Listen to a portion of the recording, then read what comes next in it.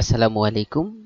Fusion টেকনোলজির YouTube channel থেকে আপনাদের জানাই শুভেচ্ছা। আজ আমরা দেখব উইন্ডোজ 10 এর আপডেট ডিজেবল কিভাবে করে।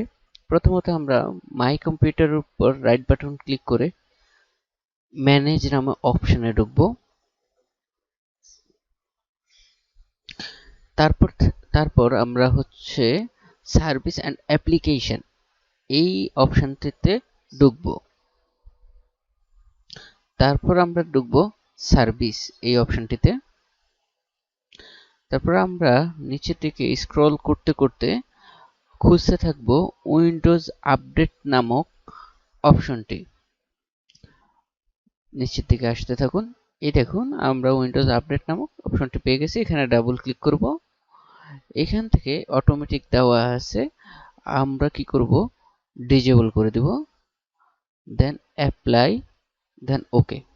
হয়ে গেছে আমাদের উইন্ডোজ 10 আপডেট ডিজেবল।